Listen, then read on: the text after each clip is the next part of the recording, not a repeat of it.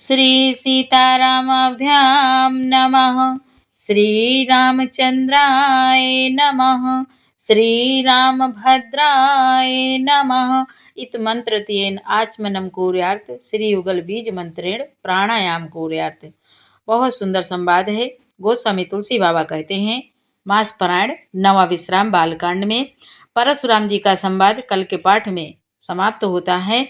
परशुराम जी प्रभु के रहस्य भरे वचन सुनते हैं, फिर उनके बुद्धि के पर्दे खुल जाते हैं, फिर प्रभु की बार बार वंदना करते हैं और वंदना कर कर वे चले जाते हैं अपनी तपस्या करने, वन को चले जाते हैं। फिर इधर आज के संवाद में सुने कि मुनि विश्वामित्र जी से महाराज जनक जी पूछते हैं, जब परशुराम जी चले जाते हैं तो सभी बहुत आनंदित हो जाते हैं। फिर आगे के कार्य के लिए मुनि विश्वामित्र जी से जनक जी पूछते हैं और मुनि विश्वामित्र जी आज्ञा देते हैं कि हे राजन, आपके कुल के हिसाब से आपके कुल में जैसी रीति और जैसी रिवाज हो वैसे कार्य कीजिए। ऐसे करके जब आज्ञा देते हैं तो जनकपुरी सजाई जाती, बहुत सुंदर तरीके से जनकपुरी सजाई जाती है। आज के संवाद में सुने कितना सुंदर जनकपुरी की सजावट है। विस्तार से सुने, चौपाई हिंदी सहित आपको पढ़ के सुनाएंगे। आप भी पढ़ें हमारे साथ, और पाठ अच्छा लगे तो लाइक करें, कमेंट करें, कमेंट में जय श्री राम जरूर लिखें। चैनल के पूरे परिवार, आप सभी सज्जनों, आप सभी भाई बहनों, आप सभी से जय जय सीताराम। और यदि पाठ पहली बार देख रहे हैं तो इस चैनल में पूरी रामायण अपलोड है, अच्छा लगे तो सपोर्ट जरूर करें, सुने आनंद लें। जय श्री राम। नाथ सकल संपदा तुम्हारे, मैं सेवक समेत सुत नारी। जय सिया राम, जय जय सिया रामा, जय सिया राम, जय जय सिया रामा। गोस्वामी तुलसी बाबा कहते हैं, परशुराम जी बड़े प्रेम और आदर के साथ वंदना करते हैं। बोले, हे रघुकुल के पताका स्वरूप श्री रामचंद्र जी, आपकी जय हो, जय हो, जय हो। ऐसा कहकर परशुराम जी तब के लिए वन को चले गए। यह देखकर जो दुष्ट राजा लोग बिना ही कारण के मन कल्पित डर से कि श्री रामचंद्र जी से तो परशुराम जी भी हार गए, हमने इनका अपमान किया था, अब कहीं ये उसका बदला ना लें, इस व्यर्थ के डर से डर गए। वे कायर चुपके से जहां के तहां भाग गए। देवताओं ने नगाड़े बजाए, प्रभु के ऊपर फूल बरसाने लगे। जनकपुर के स्त्री पुरुष सभी हर्षित हो गए।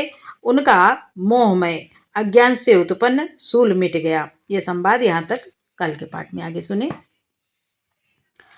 अति गाह गहे बाजने बाजे, सबई मनोहर मंगल साजे। जोथ जोथ मिली सुमुखी सुनयनी, करही गान को करही गान कल कोकिल बयानी। खूब जोर से बाजे बजने लगे। सभी ने मनोहर मंगल साज सजे, सुंदर मुख और सुंदर नेत्रों वाली तथा कोयल के समान मधुर बोलने वाली स्त्रियां झुंड की झुंड मिलकर सुंदर गान करने लगी। सुख विदेह करवरनि न जाए, जन्म दरिद्र मन हो निधि पाए। विगत त्रास भई सिय सुखारे, जनु विदोदय चकोर कुमारे। जनक जी के सुख का वर्णन नहीं किया जा सकता, मानो जन्म का दरिद्री खजाना, धन का खजाना पा गया हो। सीता जी का भय जाता रहा। वह ऐसी सुखी हुई जैसे चंद्रमा के उदय होने से चकोर की कन्या सुखी होती है। जनक के न काशी कई प्रणामा, प्रभु प्रसाद धनो भंजो रामा। मोहि कृत कृत्य कीन दो भाई, अब जो उचित सो कहिया गोसाई। जनक जी ने मुनि विश्वामित्र जी को प्रणाम किया और कहा, मुनि विश्वामित्र जी को प्रणाम किया और कहा, प्रभु की ही कृपा से श्री रामचंद्र जी ने धनुष तोड़ा है। दोनों भाइयों ने मुझे कृतार्थ कर दिया है। हे स्वामी, अब जो उचित हो सो कहिए। कहा मुनि सुनो नर नाथ प्रवीणा, रहा विबाहु चाप आधीना। टूटत ही धनु भय विवाहो, सुर नर नाग विदित सब काहो। मुनि ने कहा, मुनि विश्वामित्र जी ने कहा, हे चतुर नरेश सुनो, यूं तो विवाह धनुष के अधीन था। धनुष के टूटते ही विवाह हो गया। देवता, मनुष्य और नाग सब किसी को यह मालूम है। नाथ सकल संपदा तुम्हारी, मैं सेवक समेत सुत नारी। मुनि बोले, तदपि जाई तुम करहो अब, जथा वंश व्यवहारो।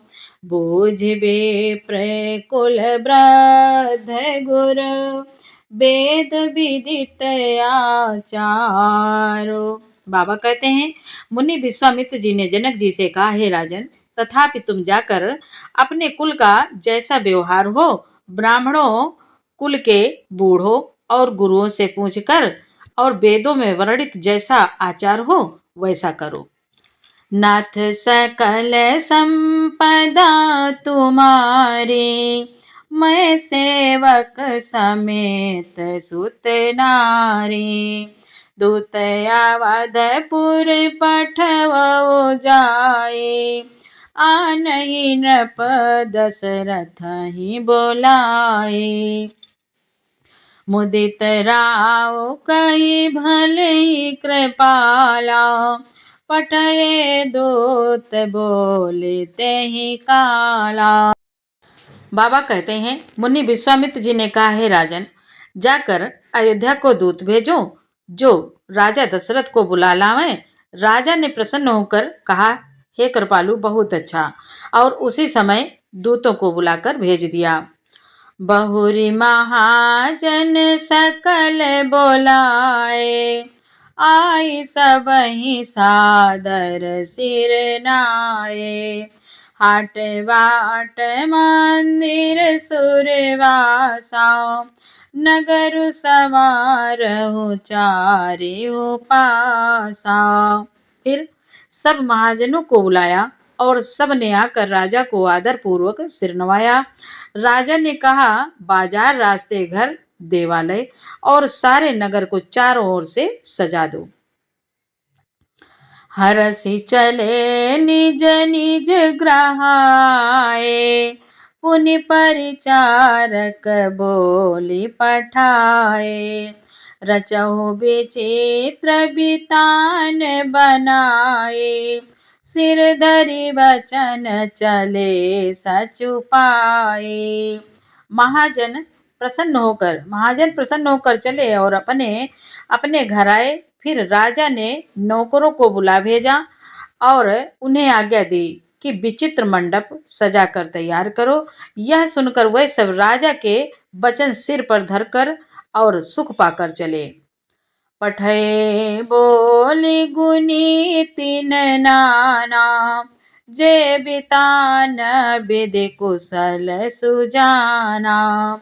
विधि बांधे तीन कीन आरंभा, बिरचे कनक कदली के खंभा। उन्होंने अनेक कारीगरों को बुला भेजा और जो मंडप बनाने में कुशल और चतुर थे। उन्होंने ब्रह्मा जी को वंदना करके कार्य आरंभ किया। ब्रह्मा जी को वंदना करके कार्य आरंभ किया और पहले सोने के केले के खंभे बनाए। सबसे पहले सोने के केले के खंभे बनाए।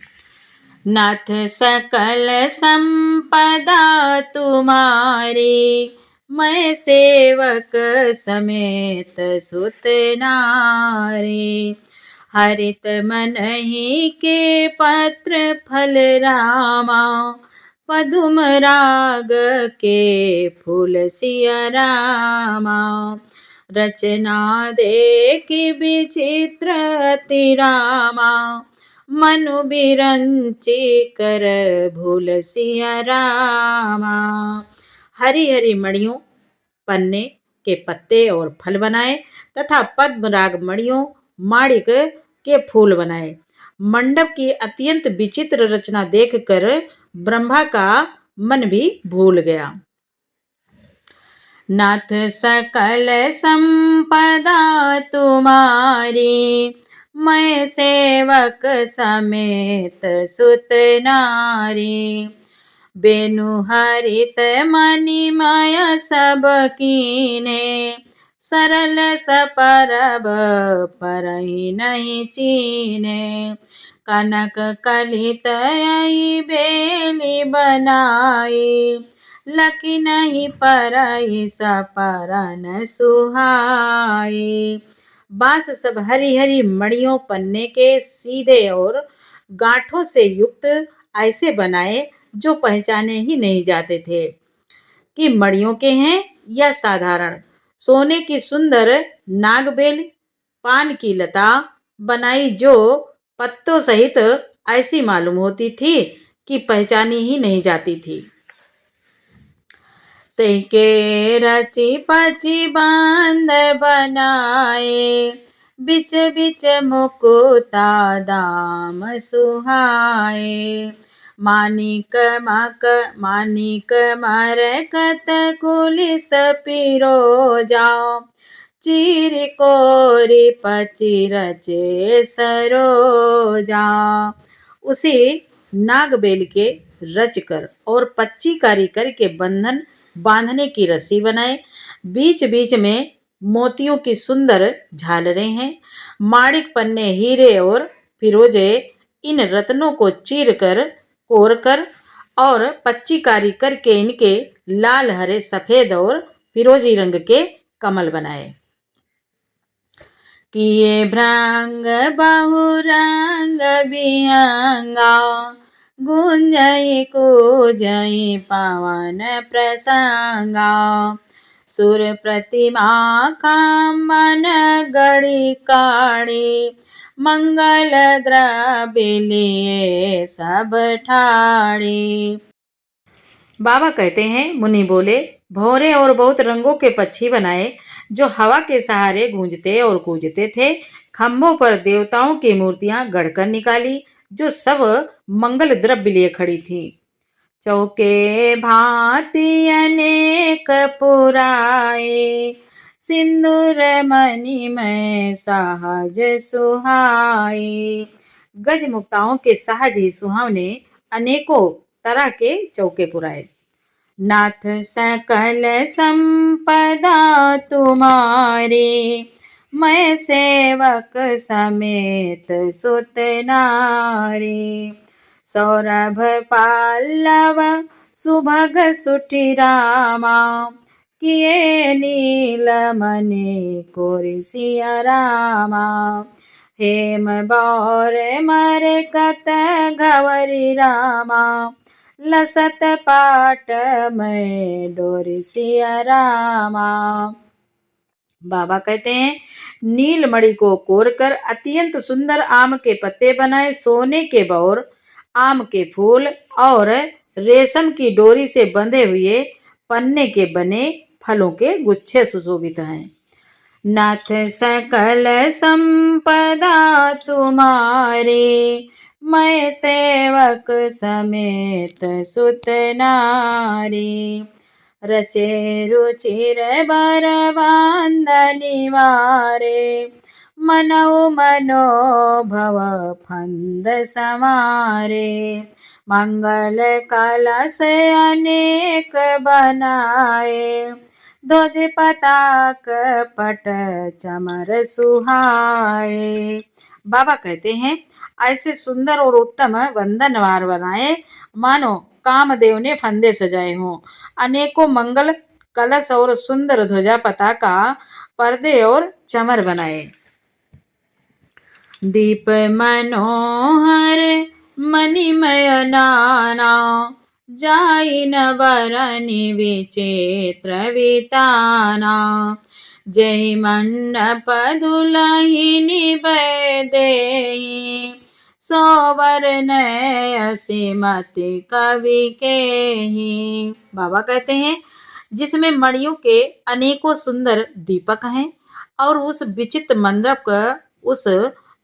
मंडप का तो वर्णन ही नहीं किया जा सकता। जिस मंडप में श्री जानकी जी दुल्हन होंगी, किस कवि की ऐसी बुद्धि है जो उसका वर्णन कर सके।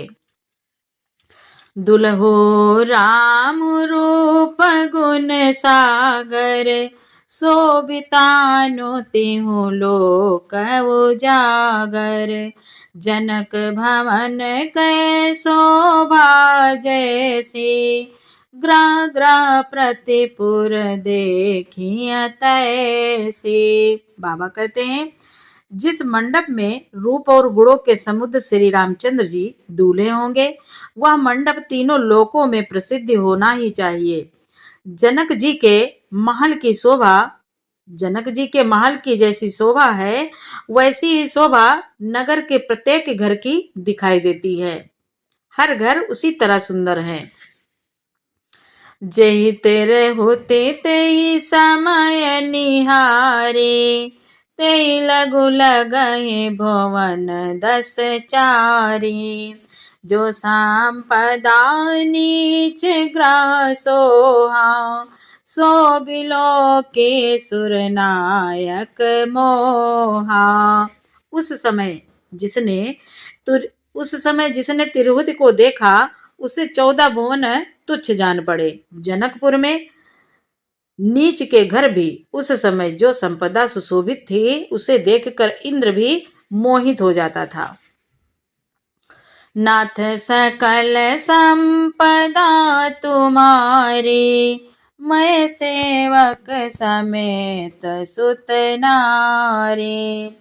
बसई नगर जय लक्ष्य करि रामा, कपट नारी वर वेसु सिय रामा।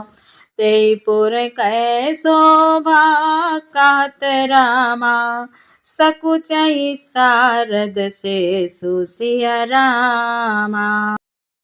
गोस्वामी तुलसी बाबा कहते हैं जिस नगर में साक्षात लक्ष्मी जी कपट से स्त्री का सुंदर वेश बनाकर बसती हैं, उस पुरी की शोभा का वर्णन करने में सरस्वती और शेष भी सकुचा जाते हैं। नाथ सकल संपदा तुम्हारी, मैं सेवक समेत सुत नारी। पहुँचे दूत रामपुर पावन, हर से नगर बिलो की सुहावन। भूप द्वार 3 खबरी जनाए, दशरथ नृप सुनि लिए बोलाए। बाबा कहते हैं जनक जी के दूत श्री रामचंद्र जी की पवित्र पुरी अयोध्या में पहुँचे। सुंदर नगर देखकर वे हर्षित हुए। राजद्वार पर जाकर उन्होंने खबर भेजी। राजा दशरथ जी ने सुनकर उन्हें बुला लिया और करि प्रणाम 3 पाती दीने, मुदित मही पयाप उठ लेने। बारी बिलोचन बाचत पाती, पुलक गात आए भरी छाती। दूतों ने प्रणाम करके चिट्ठी दी। प्रसन्न होकर राजा ने स्वयं उठकर उसे लिया। चिट्ठी बाँचते समय उनके नेत्रों में जल, प्रेम और आनंद के आंसू छा गया। शरीर पुलकित हो गया और छाती भर आई। राम लखन उर कर बर चिट्ठी, रही गए कहत न खाटी मीठी। पुनि धरि धीर पत्रिका बाची, हर्षि सभा बात सुनी साची। बाबा कहते हैं हृदय में राम और लक्ष्मण है, हाथ में सुंदर चिट्ठी है। राजा उसे हाथ में लिए ही रह गए। खट्टी मीठी कुछ भी कह न सके, कुछ मुंह से नहीं निकलता। सुंदर खबर सुनकर छाती भर आई, नेत्रों में आंसू भर आए। फिर धीरज धरकर उन्होंने पत्रिका पढ़ी। सारी सभा सच्ची बात सुनकर हर्षित हो गई। खेलत रहे तां सुधि पाई, आए भरत सहित हित भाई। पूछत अति स्नेह सकुचाई, तात कहाँ ते पाती आए। भरत जी अपने मित्रों और भाई शत्रुघ्न के साथ जहाँ खेलते थे वहां समाचार पाकर वे आ गए। बहुत प्रेम से सकुचाते हुए पूछते हैं कि पिताजी चिट्ठी कहाँ से आई है। भरत जी महाराज दशरथ से पूछते हैं, पिताजी चिट्ठी कहाँ से आई है। नाथ सकल संपदा तुम्हारे, मैं सेवक समेत सुत नारी। कुशल प्राण प्रिय बंधु दो रामा, आई कहो के देश सिया रामा। सुनि स्नेह साने बचन रामा, बाची बहुरी नरेश सिया रामा। महाराज दशरथ जी से भरत जी पूछते हैं, हमारे प्राणों से प्यारे दोनों भाई कहिए सकुशल तो हैं और वे किस देश में हैं। स्नेह से सने ये वचन सुनकर राजा ने फिर से चिट्ठी पढ़ी। नाथ सकल संपदा तुम्हारी, मैं सेवक समेत सुत नारी। बहुत सुंदर संवाद। पूरा पाठ सुनने के लिए आपको बहुत बहुत धन्यवाद। आगे का पाठ कल सुनाएंगे। और प्यारे अगर पाठ अच्छा लगा हो तो कमेंट में जय श्री राम जरूर लिखें, एक प्यारा सा लाइक करें। आपको बहुत बहुत धन्यवाद। जय जय सिया राम, जय श्री सीताराम।